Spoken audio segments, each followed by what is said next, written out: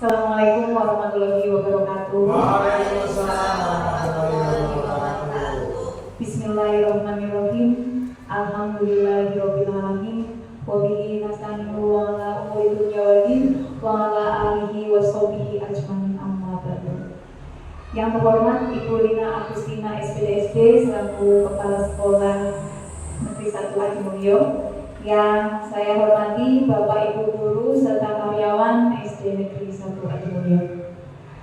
Puji syukur kita curahkan kepada Allah Subhanahu wa Ta'ala yang mana telah melimpahkan nikmat sehat maupun nikmat sempat sehingga kita dapat berkumpul pada pagi siang hari ini dalam acara diseminasi pemahaman dan pengalaman penerapan budaya positif di SD Negeri 1 Adimulyo.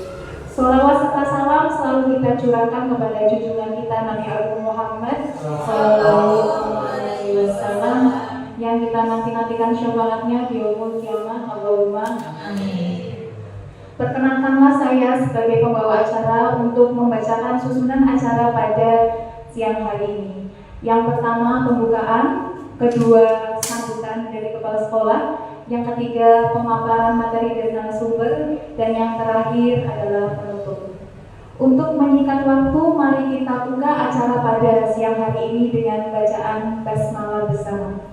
Bismillahirrahmanirrahim. Semoga dengan bacaan basmalah acara pada siang hari ini dapat berjalan dengan lancar dan tentunya bermanfaat bagi kita semua. Allahumma amin. Meningkat acara yang kedua yaitu sambutan dari kepala sekolah kepada beliau Ibu Lina Agustina SPDSD waktu keempat di siang.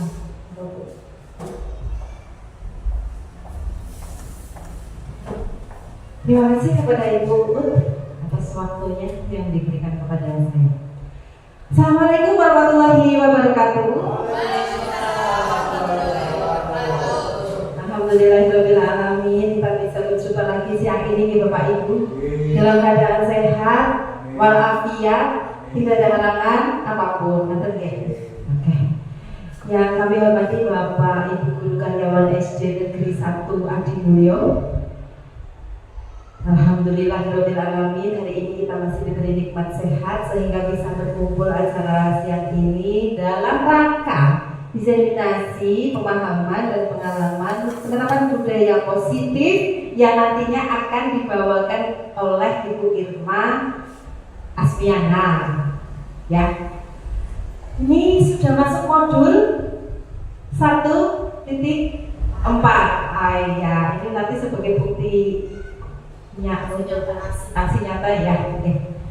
Ya, yang pertama kami ucapkan terima kasih kepada Bapak Ibu guru dan karyawan SD Negeri 1 Adimulyo atas waktunya sehingga bisa mendukung jalannya acara ini. Yang berikutnya saya ucapkan selamat kepada Bu Irma ya yang sudah tahu-tahu sudah 1.4 aja nih. Ya, baru berapa hari sudah 1.4 aja. 1.4 terus 2.1, 2, 3, 3.1, 2, 3 selesai. Nah, sudah berjalan berapa bulan Bu? 2 bulan? 2 bulan ya? 2 bulan sudah berasa 1.4 satu modul udah ya? Gak berasa kan ya? Iya, sama sekali. Ya, mudah-mudahan nanti kedepannya sampai endingnya nanti modul 3.3 kemudian panen raya, panen karya diberikan kelancaran. Dan iya, dan kami harapkan nanti jangan pelit-pelit ilmu untuk berbagi praktik baiknya dengan teman yang lain, gitu ya Bu Irma. Oke. Untuk teman-teman yang lain tentunya ya sudah siap sekali dong menerima transferan ilmu dari Bu Irma, ya. Oke. Ya, kiranya itu yang dapat kami sampaikan. Sekali lagi terima kasih kami ucapkan untuk semuanya di acara siang hari ini. Billahi taufiq wal hidayah. Wassalamualaikum warahmatullahi wabarakatuh. Terima kasih kepada Ibu Lina SPDSD yang sudah memberikan sambutannya. Semoga sambutan yang sudah Bu Lina sampaikan menjadi motivasi kepada Bu Irma sehingga lebih semangat lagi dalam melaksanakan pendidikan guru penggerak angkatan sebesar ini. Oke.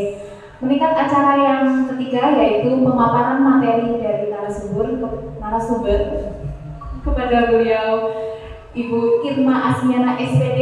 Waktu dan tempat disilakan.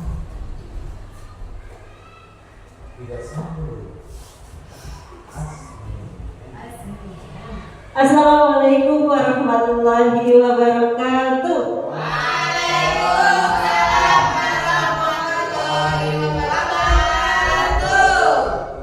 Yang terhormat Ibu Rina Agustina selaku Kepala SD Negeri 1 Adimulyo, yang kami hormati Bapak Ibu Guru karyawan SD Negeri 1 Adimulyo, Mungkotimah ikut yang depan saja. Sebelumnya terima kasih kepada Ibu Kepala Sekolah dan rekan-rekan semua atas waktunya untuk membersamai kami di sini dalam rangka aksi nyata modul 1.4, yaitu diseminasi pemahaman dan pengalaman penerapan budaya positif di SD Negeri 1 Adimulyo, khususnya di kelas saya di kelas 6. Nanti di sini akan kami paparkan sedikit tentang pemahaman kami tentang budaya positif dan pengalaman penerapan yang sudah kami lakukan di kelas saya. Mungkin ketika nanti pemaparan ada beberapa pertanyaan atau kita saling diskusi, siap ya Bapak Ibu? Siap. Semangat Pak Dimas? Semangat. Sebelum semangat kita keluarkan jargon kita dahulu. Beraksi ya Bapak Ibu? Adimulyo 1 beraksi. Ya, mudah-mudahan dengan semangat yang membara di siang hari ini, nanti apa yang saya sampaikan harapannya adalah bermanfaat untuk diri saya sendiri dan untuk Bapak Ibu semua. Amin.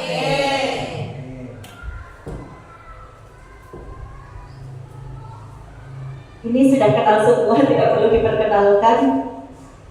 Kemudian apa sebenarnya konsep inti dari budaya positif? Jadi yang akan saya sampaikan adalah yang pertama tentang perubahan paradigma belajar, kemudian yang kedua tentang konsep disiplin positif, yang ketiga nilai-nilai kebajikan, yang keempat kebutuhan dasar manusia, kemudian ada motivasi perilaku manusia, posisi kontrol, keyakinan kelas, dan yang terakhir segitiga restitusi. Jadi ada 8 konsep inti budaya positif. Kita masuk ke yang pertama. Apa yang dimaksud dengan pembelajaran dengan paradigma baru? Ini sudah tidak asing lagi di kalangan Bapak Ibu semua, karena kebetulan di tahun ajaran ini kita sudah seluruhnya dari kelas 1 sampai dengan kelas 6 menggunakan kurikulum merdeka. Jadi pembelajaran dengan paradigma baru yang digaungkan oleh pemerintah, yaitu pembelajaran yang dirancang berdasarkan tahap perkembangan sesuai teori psikologi modern untuk mewujudkan profil pelajar Pancasila. Jadi endingnya nanti dalam pembelajaran kita diharapkan dapat mewujudkan profil pelajar Pancasila sesuai dengan kurikulum kita saat ini. Sebelumnya Bapak Ibu mohon untuk diperhatikan dahulu video tersebut. Mungkin menggunakan bahasa Inggris, tapi alhamdulillah ada transkripnya, bisa dipahami. Sorry. You are now King Arthur. Now he knew what he had to do. He felt formidable.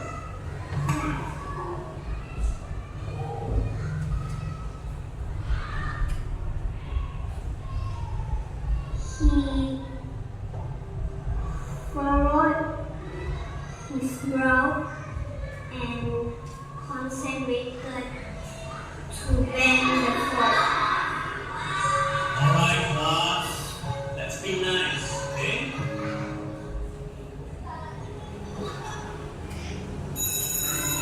Here I have the fork, and I'm going to do some magic with it. Who wants to be my volunteer? Come on, come. I'm going to place this fork into this empty bag over here, right? I want you to focus your mind on the fork inside there and bend it. Right, very good. It's done. Have a look.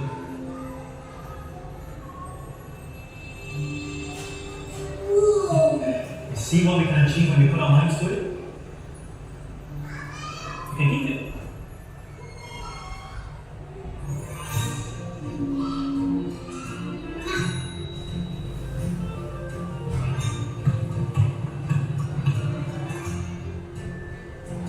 Yeah, man. Just love you.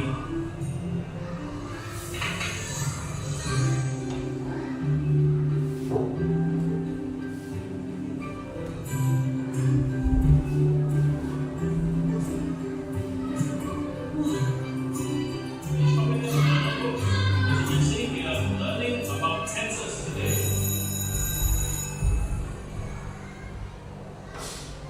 Oh no! Mr. One, can you do the magic again, please? It wasn't me, Aman.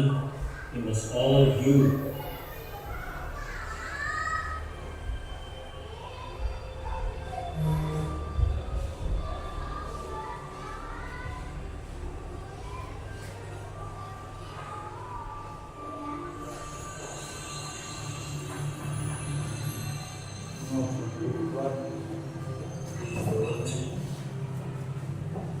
It was amazing to see how far he had come.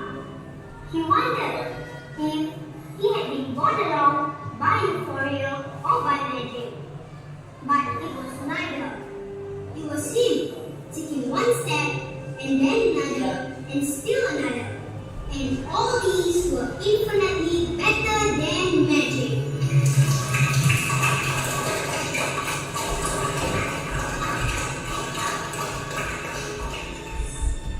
Sedikit cuplikan video tadi nih Bapak Ibu. Kalau bisa kita cermati apa yang bisa Bapak Ibu ambil dari video tersebut. Monggo Pak Supri. Iya, terima kasih Pak yang diberikan. Tadi saya agak kurang begitu mengerti dari bahasa Inggrisnya. Saya membacanya juga agak terlambat arti dari pengantar videonya. Kalau menurut saya yang saya amati itu dalam video itu adanya perubahan, tetapi anak diberi suatu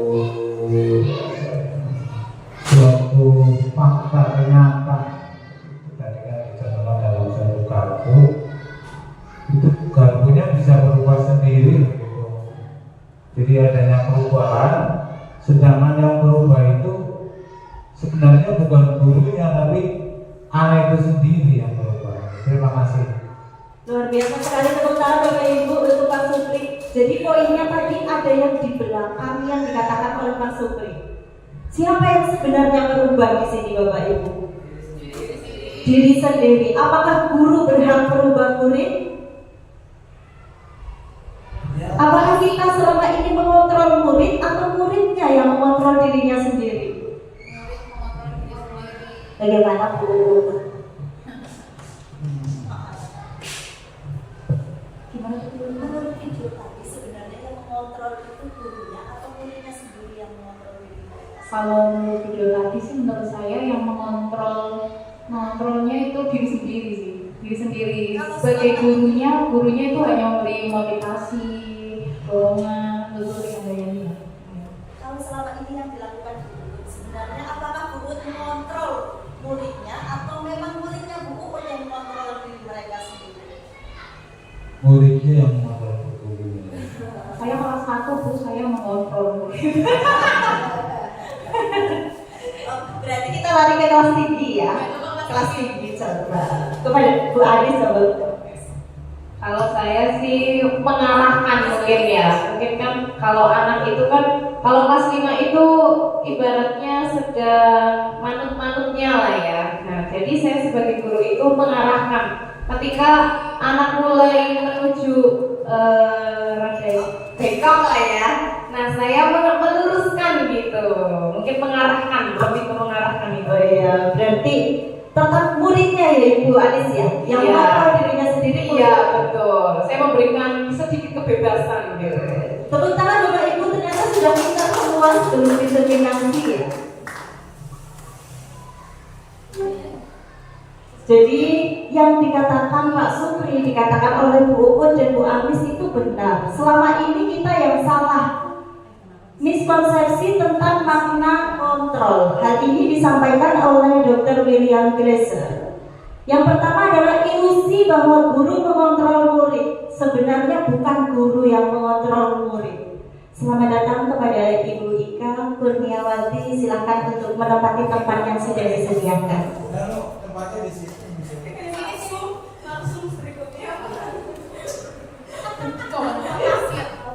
Kita lanjutkan yuk Bapak Ibu.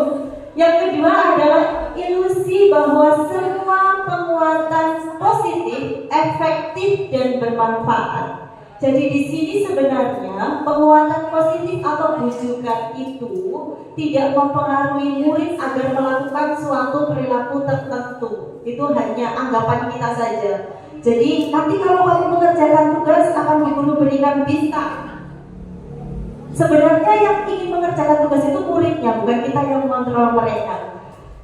Kemudian miskonsepsi selanjutnya adalah ilusi bahwa kritik dan membuat orang merasa bersalah dapat menguatkan karakter. Ini mungkin yang masih keliru ya Bapak Ibu. Terkadang kita ketika menghadapi murid itu kita menganggap mereka merasa bersalah. Kamu sudah dikasih tahu berkali-kali kok masih seperti ini terus. Itu tidak akan menguatkan karakter siswa. Dan yang terakhir ilusi bahwa orang dewasa memiliki hak untuk memaksa. Jadi kita karena di sekolah kita termasuk orang dewasa, kita sebenarnya tidak memiliki hak untuk memaksa murid-murid kita melakukan sesuatu. Biarkan mereka sendiri yang mengontrol dirinya sendiri. Dari sini, dari mengubah paradigma stimulus respon, kemudian kita ubah menjadi pendekatan teori kontrol yang tadi disebutkan supaya kita dapat menumbuhkan siswa yang berprofil pelajar Pancasila. Jadi cara pandang kita ubah dari kita memandang bahwa kebutuhan kita itu berbeda, tapi sebenarnya kebutuhan kita atau kebutuhan murid itu sama. Jadi di stimulus respon, mohon maaf saya ulangi lagi. Di stimulus respon itu kebutuhan murid kita anggap sama, tapi sebenarnya berbeda. Kemudian semua orang melihat hal yang sama. Di teori kontrol, semua orang memiliki gambaran yang berbeda. Mungkin kita memberikan satu gambar, kita ajukan ke murid, mereka akan berperspektif sendiri-sendiri gambar apakah yang ditunjukkan oleh gurunya. Dan ini yang tadi juga ada di video ya Bapak Ibu. Orang lain bisa mengontrol saya, tapi sebenarnya hanya Anda yang bisa mengontrol diri Anda sendiri. Mau seperti apa Anda, mau seperti apa nanti murid Anda, biarkan mereka yang mengontrol dirinya sendiri. Kita hanya seperti yang tadi disebutkan Bu Anis ya, hanya pembimbing. Nanti murid kita ada yang bengkok sedikit, diluruskan lagi.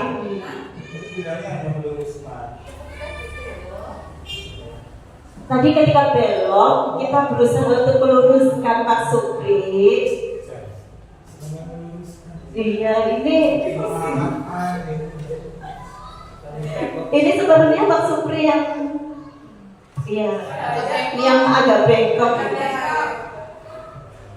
Lanjut ya Bapak Ibu. Kita masuk ke disiplin. Apa sih disiplin? Patuh taat. Patuh taat. Itu ada mikrofon bisa dipakai Bapak Ibu. Kapan mendengar juga? Patuh taat disiplin.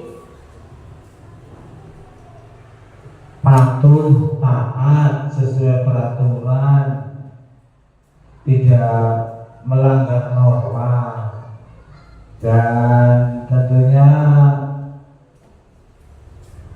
bisa mengontrol dirinya sendiri. mengontrol dirinya sendiri. Berarti kata-kata hari ini mengontrol dirinya sendiri. Menurut Bapak Pendidikan kita, Ki Hajar Dewantara menyatakan bahwa disiplin, di mana ada kemerdekaan, disitulah harus ada disiplin yang kuat. Sungguh pun disiplin itu bersifat self-disiplin, yaitu kita sendiri yang mewajibkan kita dengan sekeras-kerasnya untuk menjadi pribadi yang disiplin. Disiplin positif. Tadi sudah dengan kata disiplin, sekarang disiplin positif. Disiplin menurut bahasa berasal dari kata disiplina yang artinya adalah belajar, yaitu tepat yang dikatakan Pak Supri tadi, mengacu pada disiplin diri yang memiliki tanggung jawab terhadap apa yang dilakukannya berdasarkan nilai yang diyakininya. Kemudian apa yang menjadi disiplin positif itu apa sebenarnya? Disiplin positif ini adalah salah satu cara penerapan disiplin yang bertujuan untuk menumbuhkan kesadaran serta memberdayakan murid tanpa imbalan, penghargaan, ancaman ataupun hukuman. Jadi apakah efektif ketika kita memberikan penghargaan kepada murid? Bisa efektif, bisa tidak. Oh ya, gimana Pak Supri? Boleh dijelaskan? Ini Pak Supri karena guru senior lebih banyak ilmu, bisa saling berbagi, kita Pak Supri kolaborasi. Kalau efektif, misalnya begitu anak melakukan pelanggaran, itu bisa dikatakan efektif kalau sifatnya segera dilakukan pemberian nasihat atau sanksi, kemudian juga tidak bersifat fisik. Tapi kalau sudah beberapa menit saja tidak dilakukan, misalnya penyelesaian apalagi berjam-jam, itu sudah tidak efektif lagi bagi saya, apalagi kalau sifatnya fisik sampai marah-marah dan sebagainya. Terima kasih. Ya, terima kasih Pak Supri, luar biasa jawabannya Pak Supri. Nanti kita diskusikan di posisi kontrol aja Pak Supri. Efektif apa tidak sebenarnya untuk penghargaan, ancaman atau hukuman? Jadi ending dari disiplin positif ini adalah tujuannya kita sebagai pendidik menciptakan murid yang memiliki disiplin diri, sehingga mereka berperilaku mengacu pada nilai kebajikan universal dan memiliki motivasi intrinsik dalam perubahannya. Kalau berbicara tentang motivasi intrinsik, berarti imbalan, penghargaan, ancaman atau hukuman menurut tujuan ini apakah efektif? Kalau itu tidak efektif, karena ini semua Berubah lagi tidak efektif. kalau menurut saya yang ancaman itu kan dari luar. Ya, padahal ini yang kita harapkan adalah motivasi intrinsik yang muncul dari dirinya. Berarti inilah yang dinamakan disiplin positif. Bagaimana kita tanpa harus memberikan penghargaan, tanpa harus memberikan ancaman, tapi siswa sudah mampu untuk mengontrol dirinya supaya bersikap disiplin.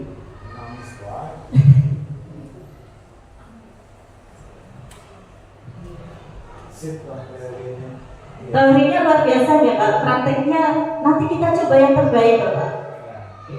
Nilai kebajikan, tadi dikatakan bahwa siswa itu meyakini nilai kebajikannya sendiri sehingga dia bisa mendisiplinkan dirinya. Nilai kebajikannya seperti di profil belajar Pancasila, ada beriman dan bertakwa dan sebagainya. Kemudian ada toleransi, rasa hormat, di keterampilan hidup dapat dipercaya, lurus hati, semua nilai-nilai yang baik Bapak Ibu.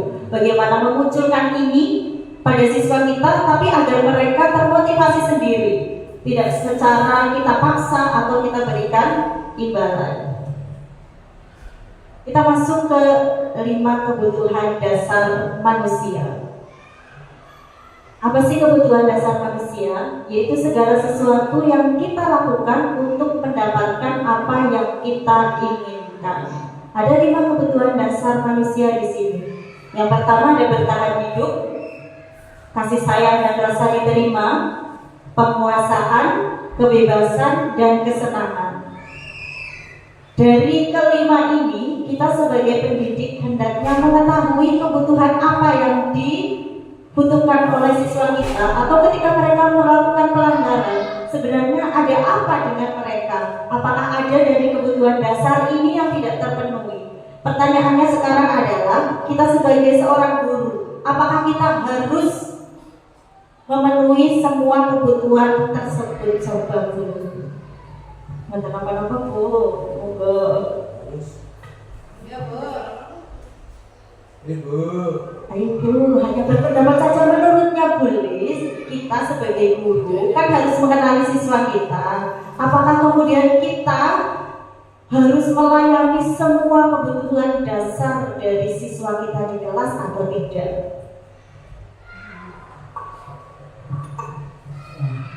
Ayo Bu Lis. Ya, kita sebagai pendidik yang tugasnya mengarahkan, mendidik, membimbing. Ya, sebisanya kebutuhan peserta didik itu ya dipenuhi semua. Walaupun tidak, misalnya kasih sayang dan rasa diterima itu full, nah 100%. Jadi sedikit pasti harus ada kasih sayangnya, terus ya di situ punya kebutuhannya itu harus dipenuhi, walaupun tidak 100% tadi. Ya, terima kasih Bapak Ibu, beri tepuk tangan untuk Bu Lis. Terima kasih jawabannya.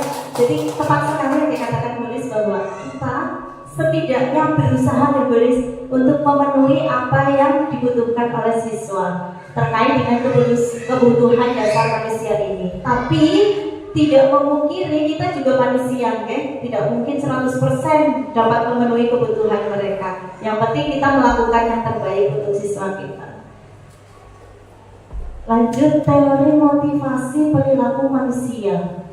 Jadi setiap manusia yang tadi dikatakan itu melakukan sesuatu pasti dengan tujuan. Pak Rizky datang ke sini pasti mempunyai tujuan yang Pak Rizky. Coba kira-kira tujuannya kesini itu karena apa Pak Rizky? Ya, terima kasih karena saya diberi kesempatan. Jadi tujuan saya kesini itu pertama adalah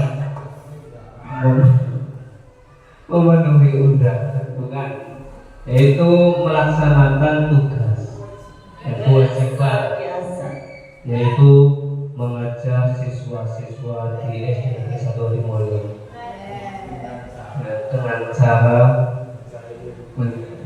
mencari ilmu dan membagi ilmu, sama-sama belajar.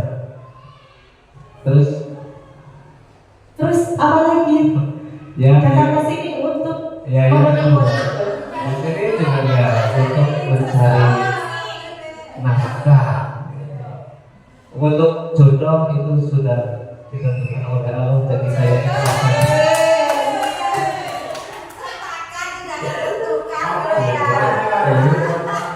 iya. Ya mungkin ketika di sekolah nanti bisa ketemu dengan jodoh-jodoh yang lain, Pak Supri. Jodoh rezeki, enggak Pak Rizky? Jodoh kan tidak hanya pasangan hidup. Jodoh. Apalagi?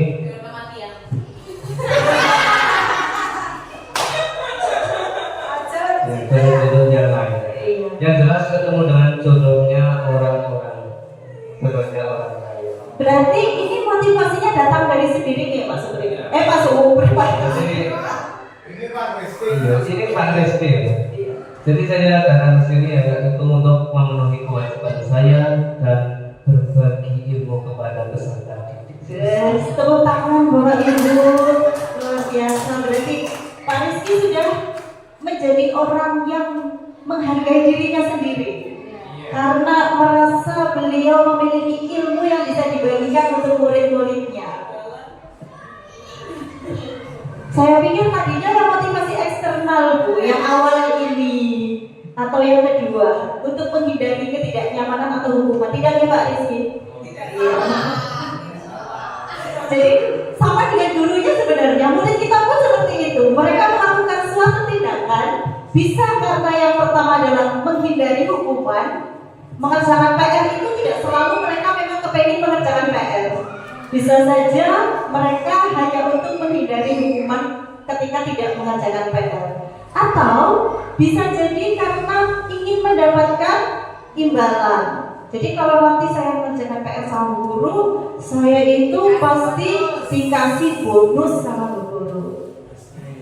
Es krim atau biasanya kalau aku sekarang apa mintanya es krim Pak Supri? Ya mungkin berupa es apa? Selain es krim ya mungkin dapat pensil, mungkin dapat uang. Iya. Bisa jadi. Atau ada murid kita yang sudah dapat menghargai dirinya sendiri dengan nilai-nilai yang mereka percaya yang tadi sudah disampaikan, yaitu tentang kebijakan universal tadi. Ada motivasi eksternal dan motivasi internal.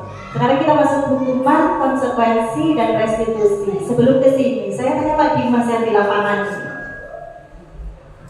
Pak Dimas, misalkan ada murid Pak Dimas yang seharusnya hari itu pelajaran olahraga tapi tidak menggunakan seragam olahraga, dia tidak membawa baju olahraga. Apa yang menurut Pak Dimas, apa yang akan Pak Dimas lakukan terhadap anak tersebut? Kalau menurut saya yang sudah dilakukan saya yang akan Pak Dimas lakukan kepada murid tersebut, yang akan saya lakukan yaitu ketika ada murid atau peserta didik yang tidak membawa kaos atau seragam olahraga, saya akan memberikan sedikit hukuman. Sedikit apa Pak Dimas? Belum selesai itu kalimatnya. Sedikit hukuman. bukan hukuman, Hadiah. hadiah. Hadiah yang seperti apa itu bentuknya Pak Dimas? Itu berupa seperti bukan seperti kalau saya yaitu kebersihan, seumpama seperti menyapu begitu. Jadi muridnya Pak Dimas disuruh menyapu ya. Karena ada besok untuk pertemuan berikutnya peserta didik itu dapat berubah dalam arti harus membawa perlengkapan olahraga yang dibutuhkan. Lebih disiplin. Nah, ketika Pak Dimas melakukan muridnya suruh menyapu, apakah sebelumnya sudah ada kesepakatan dengan muridnya atau belum? Kalau itu sudah di awal pertemuan. Ketika di awal pertemuan kita mengadakan perjanjian seperti itu. Perjanjian ini pakai kontrak yang tidak ini perjanjian ya? Iya, atau iya kontrak belajar. Oh, kontrak belajar. Ini ada kata-kata baru Bapak Ibu guru, kontrak belajar. Seperti itu. Oh, ya. Terima kasih Pak Dimas untuk pendalamannya tadi. Ketika ada muridnya Pak Dimas yang tidak memakai seragam, maka Pak Dimas sebenarnya sudah membuat kontrak belajar. Bagi yang tidak disiplin akan disuruh menyapu. Itu maksudnya apa sih ya? Apakah hukuman, konsekuensi, ataukah masuk restitusi? Karena sudah ada kontrak belajar konsekuensi. Konsekuensi ya, tidak perlu dijelaskan, sudah jelas semua ya. Sudah masuk konsekuensi. Coba kita lihat. Hukuman adalah sanksi yang diberikan sebagai kita langsung masuk ke sini saja. Perbedaannya, hukuman tidak terencana atau tiba-tiba. Sedangkan konsekuensi itu terencana atau disepakati sesuai peraturan. Berarti yang tadi sudah dilakukan Pak Dimas? Konsekuensi. Kemudian di hukuman, murid tidak tahu apa yang akan terjadi. Sedangkan di konsekuensi, murid sudah tahu karena memang dia sudah disepakati lebih awal kan. Oh, kalau saya melakukan ini berarti nanti saya ini. Hukuman bersifat satu arah dan bisa berupa hukuman fisik ataupun psikis. Sedangkan konsekuensi, murid tetap dibuat tidak nyaman sebenarnya. Karena harusnya olahraga tapi disuruh nyapu. Sikap guru selalu memonitor murid. Sebenarnya antara hukuman dan konsekuensi itu agak samar-samar nih Bapak Ibu. Kalau berbicara tadi Pak Dimas konsekuensinya ketika tidak menggunakan seragam olahraga tapi disuruh menyapu, apakah menyapu itu ada hubungannya dengan pelajaran olahraga?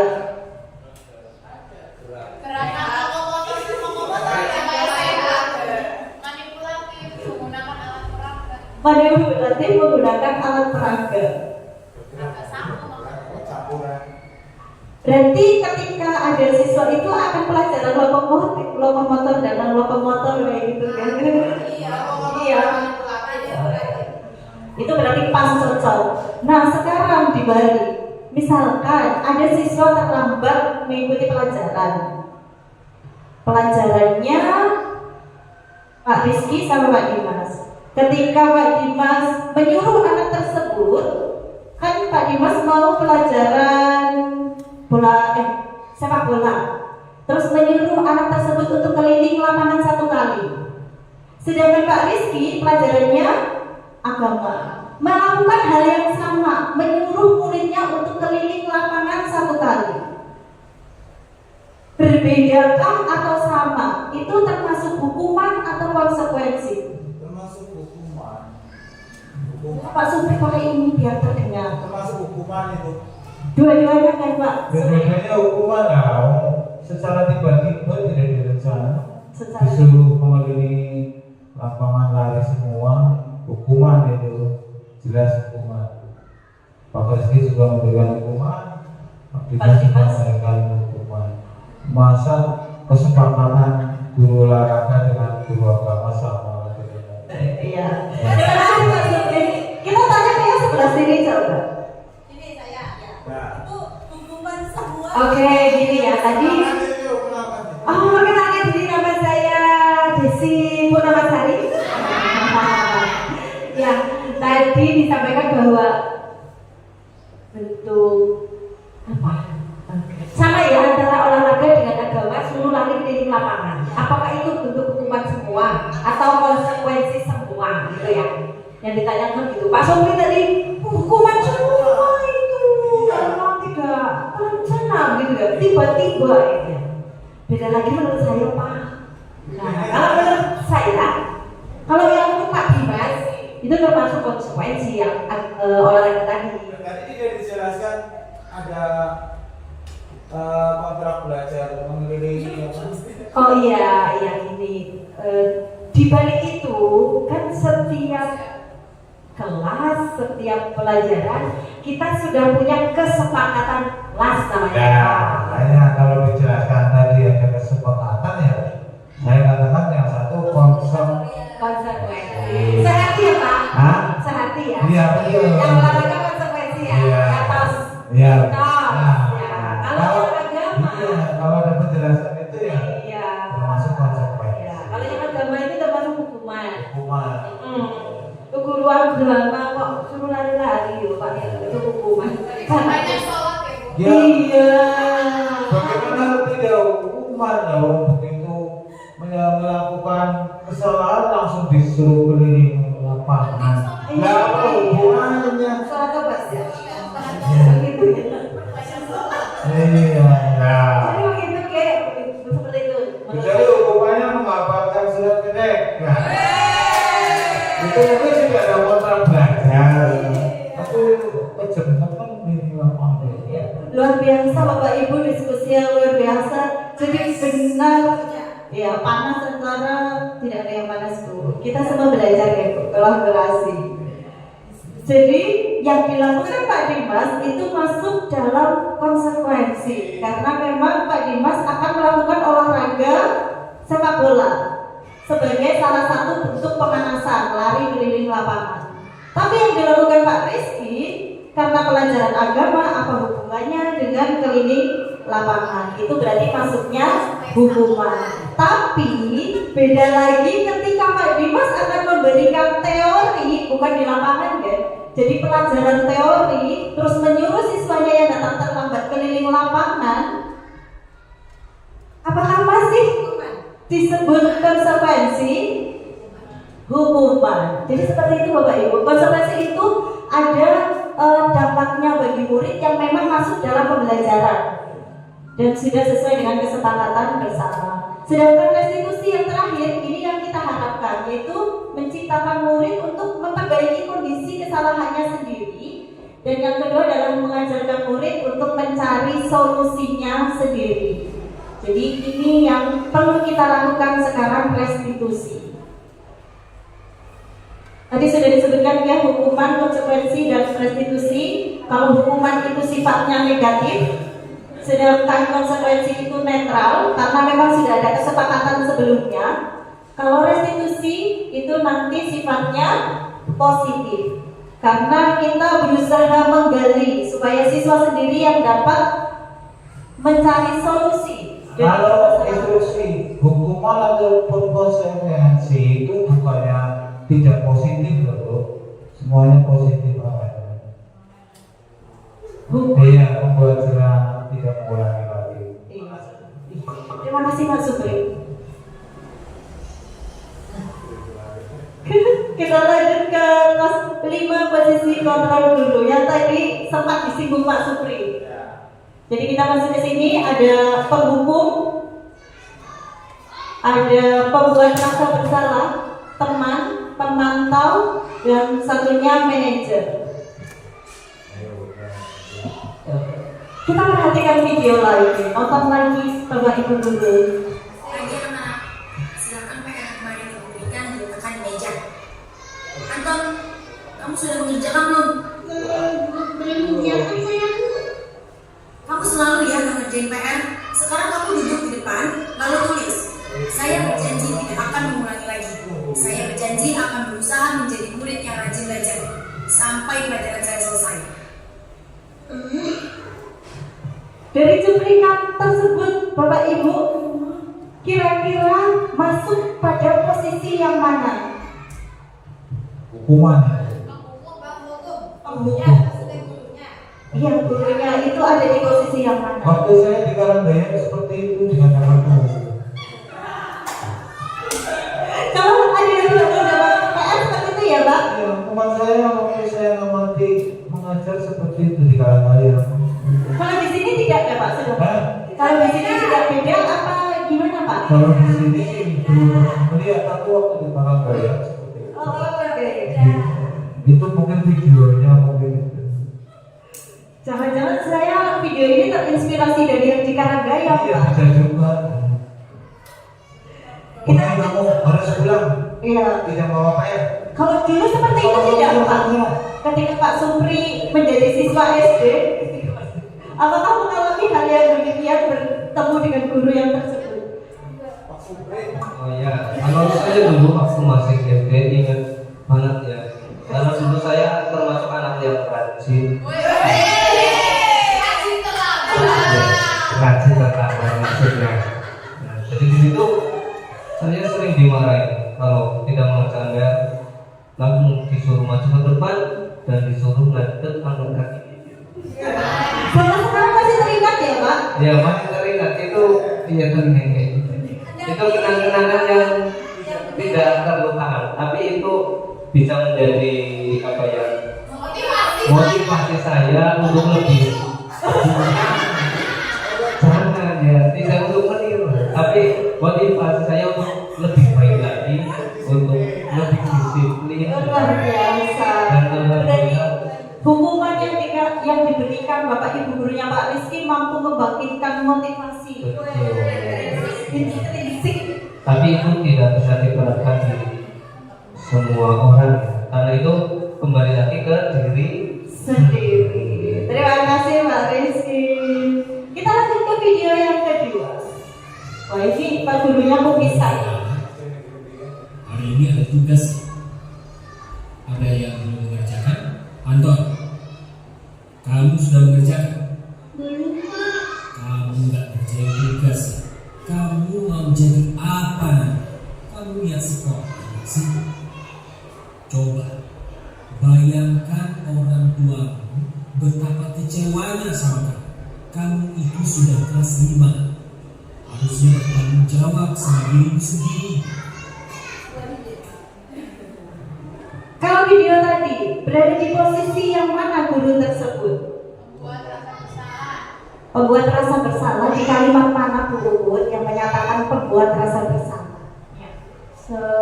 Saya sudah mengamati tadi, kalau menurut saya sih dikatakan bayangkan juga orang tua sudah menolong ini. Nah, jadi anaknya kan merasa rendah diri, merasa apa ya? Kalau menurut saya menjadi kurang percaya diri, bilang seperti itu.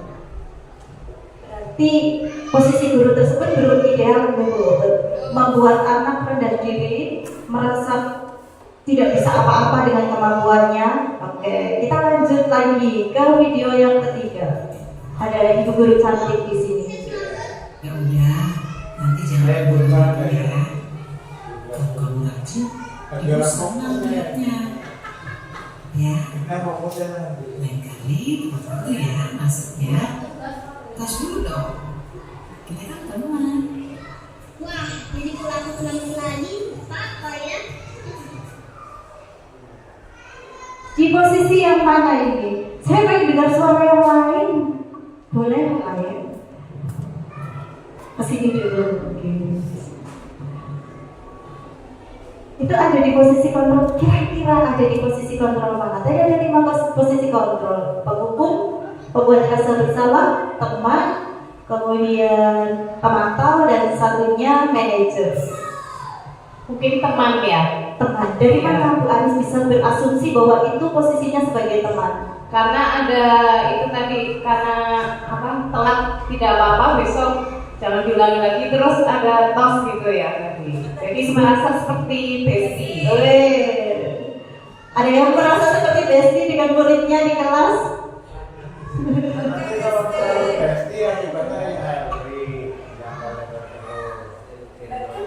Saya kan sudah ceritakan yang di video. Iya, sudah menceritakan di video Pak. Tadi kita lihat posisi mana yang ideal untuk kita sebagai seorang guru. Lanjut ke video selanjutnya, tebak-tebak video berhadiah. Ini Pak Dimas seperti guru olahraga. Kamu sudah 3 kali loh nggak ikut olahraga bulan ini. Iya Pak, udah 3 kali berarti saya dapat sanksi Pak. Bagaimana Pak Dimas sebagai guru olahraga? Ada di posisi mana?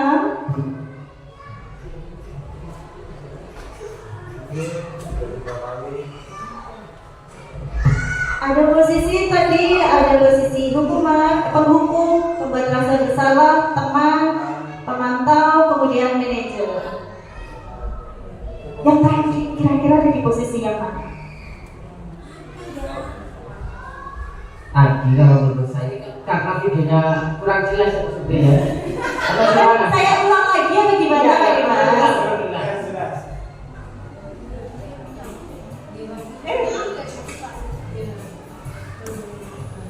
Kamu kok nggak pakai baju olahraga?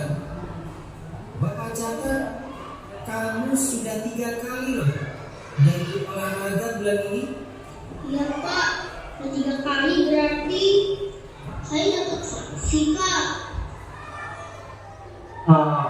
Ya, dari kata-kata yang Pak Guru tadi sampaikan, kalau menurut saya itu Pak Guru itu menjadi pemantau, sudah mencatat anak itu sudah 3 kali dalam sebulan tidak mengikuti pembelajaran olahraga seperti itu. Luar biasa Pak Dimas, terima kasih untuk jawabannya. Sudah pintar-pintar ternyata ini guru-guru kita. Lanjut ke yang terakhir.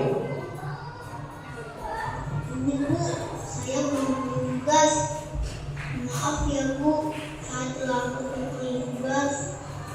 Kenapa kamu terlambat mengumpulkan tugas? Iya Bu, saya kalau sore banyak ibu jaga warung, gak sempat kerjain tugas. Kira-kira nih, apa yang bisa kamu perbaiki supaya kamu bisa mengerjakan tugas tepat waktu? Coba, kapan biasanya kamu membantu ibu jualan? Setiap malam sampai jam 8 malam Bu. Bagaimana kalau kamu membuat jadwal? Kapan kamu akan mengerjakan tugas? Oh gitu ya Bu. Saya coba dulu. Terima kasih Bu.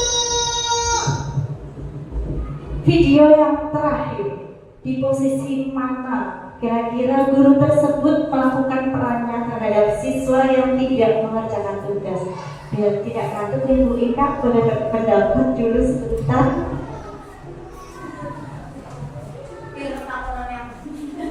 Videonya Ibu Ika tadi berada di posisi mana guru tersebut? Posisi guru sebagai manajer, posisi terbaik, teridealnya menjadi guru itu perlu kesabaran ekstra ya. Dengan begitu banyak retribusinya bisa diterapkan atau tidak itu Bu Ika? Bisa. Kita pasti bisa. Kita pasti bisa. Terima kasih Bu Ika, terima kasih Bapak Ibu guru. Sekarang pertanyaannya lagi adalah, selama ini kita mengajar, sudah ada yang sampai berpuluh-puluh tahun. Yang paling sering dilakukan itu yang video mana sih? 1, 2, 3, 4 atau video yang kelima? Saya tanya dari yang sudah paling senior dulu ya Pak Supri. Bagaimana berdasarkan guru Karanggaya? Ya, berdasarkan saya menjadi guru di Karanggaya, yang sudah saya lakukan itu memang ya baru merasa hari ini saya merasa salah, keliru mungkin. Jadi yang sering saya lakukan itu sebagai pembuku. Yang pertama nih Pak. Iya, waktu di Karanggaya. Sekarang sudah alhamdulillah sudah meningkat ke posisi kadang sebagai teman, kadang sebagai pemantau. Tapi yang sering saya lakukan waktu di Karanggaya itu pembuku.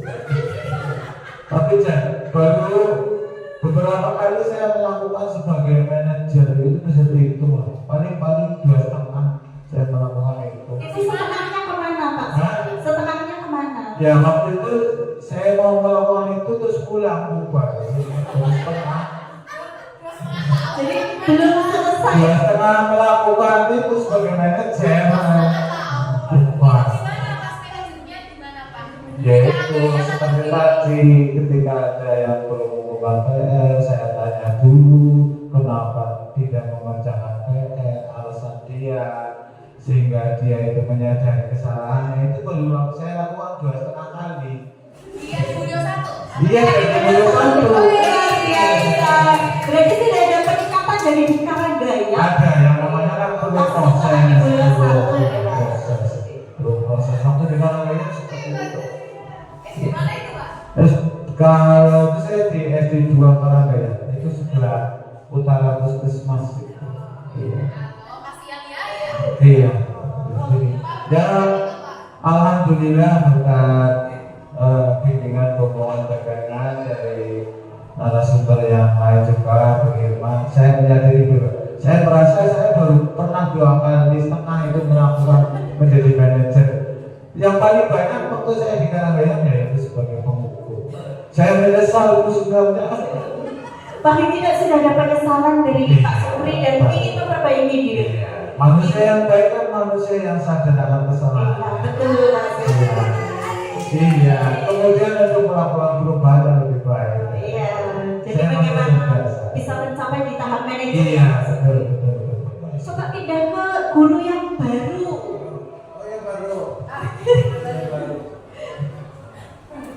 Ada guru yang baru sudah sampai di posisi mana Ibu guru? Baru 20 tahun ini. Oke, ya. Saya baru 20 tahun menjadi guru ya Bapak Ibu. Baru 20 tahun.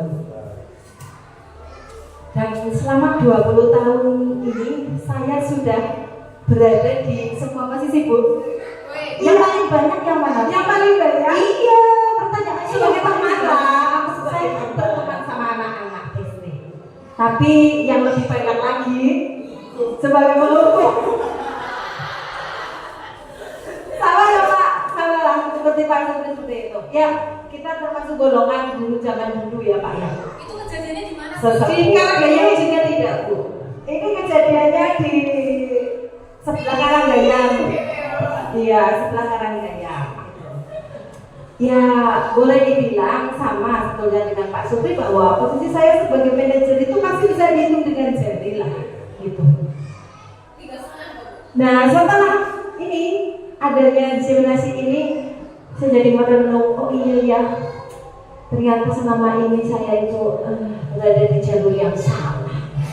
Tapi ya sudah pernah lah di jalan yang lurus, setidaknya sudah pernah gitu kan. Berapa kali sudah pernah jadi manajer gitu Ibu. Terima kasih. Terima kasih Bu Lina. Jadi sudah pernah semuanya ya Bu ya. Walaupun paling banyak masih di penghukum, tapi berusaha untuk menjadi manajer. Yang paling mudah lah dari tamu. Sudah berapa tahun Pak Dimas berhubungan? Menjadi seorang pendidik selama ini, apalagi di lapangan dengan kondisi siswa yang begitu beragam.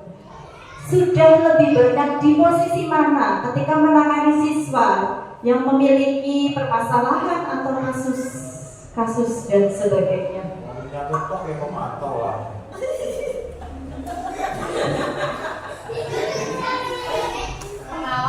Karena saya di bidang olahraga, saya senangnya menghukum.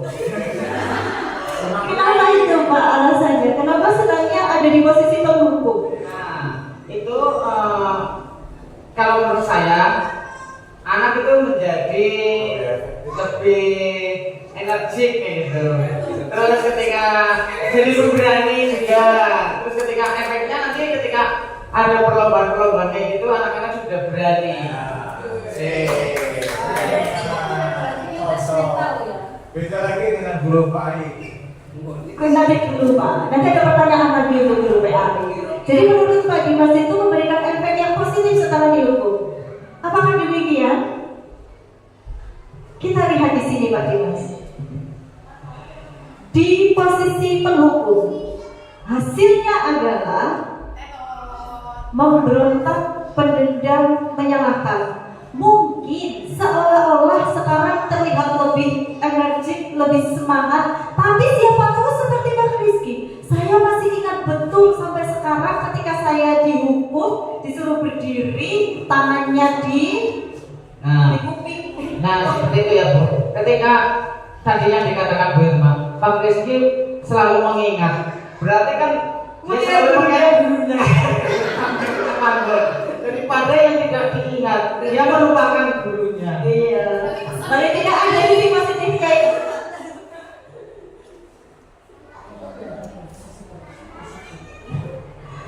apa iya sih penghukum boleh?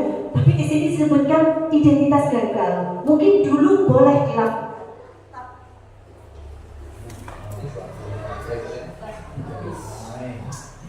Tapi sekarang kita setelah ini kita berusaha bagaimana kita menjadi posisi di manajer, yaitu kita berusaha menguatkan karakter siswa di identitas gagal, yaitu posisi penghukum dan pembuat rasa bersalah. Di identitas yang sukses, kita bisa menjadi seorang teman, bisa menjadi seorang pemantau, atau yang lebih ideal adalah bagaimana kita berusaha menjadi seorang manajer untuk mengelola kelas kita. Setuju Bapak Ibu? Setuju. Lanjut ya Bapak Ibu, masuk ke keyakinan kelas. Tadi sudah disinggung konsekuensi keyakinan kelas.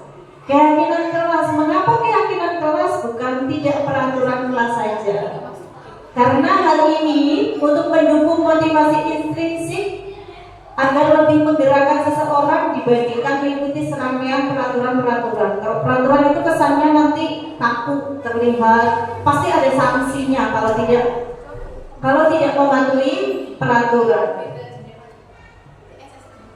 Terlihat ya Bapak Ibu, sebenarnya dari peraturan kelas ini kita ubah sekarang menjadi keyakinan kelas atau kesepakatan kelas agar tercipta lingkungan yang positif. Setelah tercipta lingkungan positif, harapannya nanti di kelas atau di sekolah kita akan tercipta budaya positif. Semua siswa kita sudah melakukan sesuatu hal positif dari diri mereka sendiri. Ini contoh pembuatan keyakinan kelas di kelas 6 yang saya lakukan ketika tahun ajaran baru kemarin, yaitu dengan cara pertama kali tanya jawab dulu kepada siswa tentang kelas impian mereka.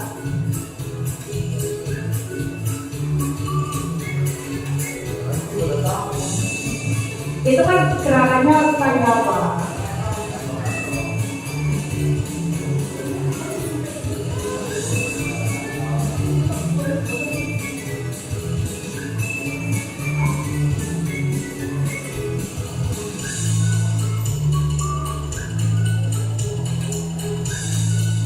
Ini ya Bapak Ibu pasti sudah familiar dengan ini. Dan ini adalah beberapa dokumentasi implementasi dari keyakinan kelas yang sudah kami buat. Jadi dengan tanpa disuruh, karena di keyakinan kelasnya dituliskan saling menghormati dan menyayangi antar teman, mereka sudah mau membantu temannya yang mengalami kesulitan tanpa harus guru yang menyuruhnya. Karena memang ada di keyakinan kelasnya. Ini yang kita harapkan. Jadi mereka memiliki motivasi tersendiri untuk melakukan sesuatu yang mereka yakini nilainya itu benar. Yang kedua, membuang sampah pada tempatnya. Kemudian yang ketiga, juga penerapan menabung setiap hari. Jadi sebagian uang saku dari siswa ditabungkan, yang nanti tabungan ini akan mereka gunakan untuk kebutuhan mereka sendiri di sekolah. Yang lain, ini saya mencuri-curi foto. Jadi pada saat itu saya baru meletakkan proyektor, kemudian saya mengambil kabel keluar. Ternyata ketika saya masuk sudah ada siswa yang berinisiatif untuk memasangkan. Kan tujuan kita yang ini ya Bapak Ibu, tanpa kita harus kue kotor disapu, tapi mereka sudah inisiatif, ada kotoran, ambil sapu sendiri disapu. Ini yang kemarin saya lihat di kelas. Semoga dari yang dilakukan salah satu siswa ini bisa menyebar ke siswa yang lain. Dan yang ini itu juga, jadi kalau ketika makan bekal bersama, mereka berkumpul bersama, bagi-bagian. Oh iya, aku bagi-bagian sih. Saling berbagi. Laukmu apa kayak gitu, terus nanti dibagi dengan temannya. Nanti dikasih Pak kalau yang nggak bawa, tapi kalau yang nggak bawa nasi biasanya mereka nggak mau dikasih Pak, mungkin malu atau bagaimana. Kita masuk ke materi yang terakhir Bapak Ibu, bagaimana kita mewujudkan sebagai posisi manajer, yaitu dengan segitiga restitusi. Restitusi Pak Rizky, Anda terpikirkan apa? Suatu proses dialog yang dijalankan oleh guru agar dapat menghasilkan murid yang mandiri dan bertanggung jawab. Ada 3 tahapan yang bisa kita lakukan sebagai posisi kita manajer untuk menyelesaikan suatu kasus di kelas ataupun di sekolah. Yang pertama, kita harus menstabilkan identitas siswa dulu. Jadi ketika siswa melakukan kesalahan, mungkin ada siswa yang bertengkar, kita panggil, jangan langsung kue nama Pak kesuan baik kalau batiren, tapi nama maning, kia maning, bukan seperti itu ya Bapak Ibu. Kita berusaha untuk menjadi seorang manajer. Yang pertama kita lakukan adalah ini, distabilkan dulu identitasnya.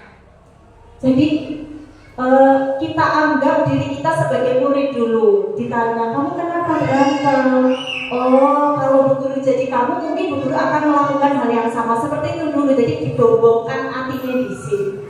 Baru kemudian kita validasi tindakan yang salah. Pasti mereka melakukan sesuatu ada motivasinya. Kenapa kok bisa melakukan seperti itu? Kalau sudah kita tahu apa alasannya, kemudian kita tanya, apakah tindakan yang mereka lakukan itu benar atau salah? Itu masuk di validasi tindakan yang salah. Dan yang terakhir kita tanyakan keyakinannya, sesuai tidak dengan keyakinan kelasnya. Jadi urutannya untuk sebuah restitusi ini kita harus membuat keyakinan kelas terlebih dahulu, baru kemudian bisa melaksanakan kegiatan restitusi. Intinya di sini adalah mengembangkan budaya positif di sekolah seperti yang sudah saya dan teman-teman mungkin lakukan juga, yaitu yang pertama membuat keyakinan kelas dan kita berusaha untuk menerapkan segitiga restitusi untuk sebuah kasus pada siswa. Jangan lagi kita berada pada tahap yang penghukum. Jadi penghukum itu sudah haram di dunia pendidikan kalau bisa, tapi harus bisa menghukum. Dan satunya membuat rasa bersalah, kalau bisa sudah kita delete dari pikiran kita. Jangan sampai kita berada di posisi tersebut. Terima kasih Bapak Ibu, kiranya itu yang dapat saya sampaikan. Terima kasih untuk waktunya, terima kasih untuk diskusinya yang luar biasa. Mudah-mudahan apa yang saya sampaikan dapat bermanfaat untuk kita semua.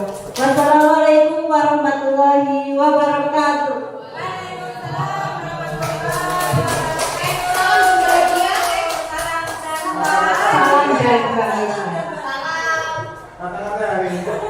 Salam dan salam.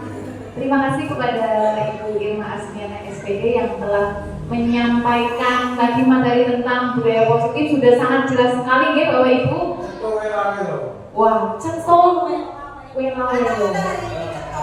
iya, tadi sudah dijelaskan, ada restitusi dan lain sebagainya, ada diskusi juga, sangat hidup sekali diskusinya. Semoga kegiatan kita pada siang hari ini bermanfaat tentunya bagi Bapak Ibu sekalian, itu juga saya, itu juga semuanya. Oke, kita menuju acara yang terakhir Bapak Ibu, yaitu penutup. Mari kita tutup acara pada siang hari ini dengan bacaan hamdalah bersama.